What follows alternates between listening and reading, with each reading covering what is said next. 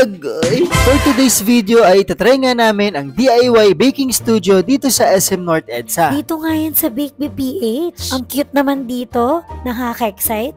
First time pa naman namin ni Kim guys mag-bake. Bago magsimula, papipiliin nga kayo ng cake project at unicorn cupcake nga yung pinili namin ni Shai gawin. Ayan, for the tourist guide nga muna si Miss Mariel para hindi daw kami maligaw. Sabi niya, turn right for the baking equipment. Turn left for the baking ingredients. Ang gaganda naman ng mga ribbons na to para sa cake box. Dito tayo mamimili mamaya. Turn right naman tayo at dito natin daw ilalagay yung mga pinagamitan natin sa pagbibig. At dito naman daw ilalagay sila sa aprons. At eto naman yung baking area namin guys with free iPad. At ayan, nagpabebe pa nga si Kim. Nagpalagay pa sa akin ng Zac apron. Syempre, papakabog ba ako guys? Syempre, nagpabebe na rin ako. Dito nga pala sa iPad na to, matatagpuan mo ang forever mo. Swipe right ka lang, ganun.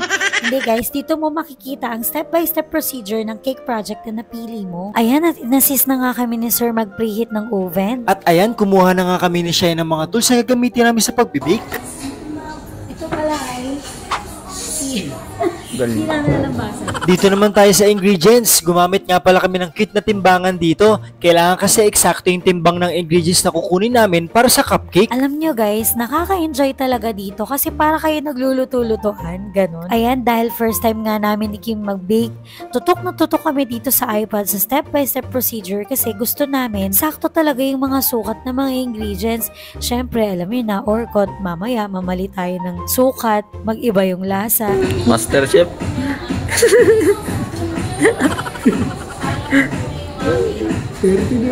Galing. 80 ba? Liwanag. At ayan, na kompleto na natin yung ating ingredients. Dahil dyan, kailangan na nating isala out or ilagay sa bowl yung mga kailangan nating ingredients. Salalala, tugdugdug, salala in the morning. Ang cute ng love ko, pakis nga. At dito naman sa area na to guys, kailangan na natin gumamit ng mixer at imekot-mekot na natin ang mga ingredients natin para sa cupcake. At dahil kailangan namin ng help sa mixer guys, nag-push the button na kami. At ayan, nagsimula na nga ang mekot-mekos. Sa mga oras na to, excited na talaga kami ni Shai na mabuo ang aming cupcake. Isang araw na diyan, naglaro at tadhana. Nang ikamakira, mata natin na nagtugma. Puso kong may kulang, napuno na ng bilang. Bakit kaya, pag-ibig nga kaya? Ikaw na ba si Mr. Right, right? Ka na ba na ba, my life? Ka na ba ang icing sa ibabaw ng cupcake ko? Mr. Right ka ba?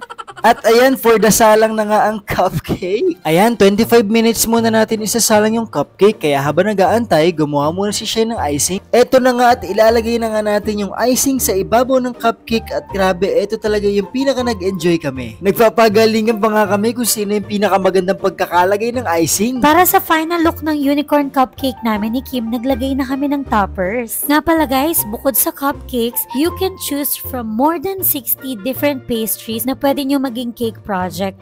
Naku, mukhang mapapabalik kami dito ni Kim. Try naman namin next time yung iba.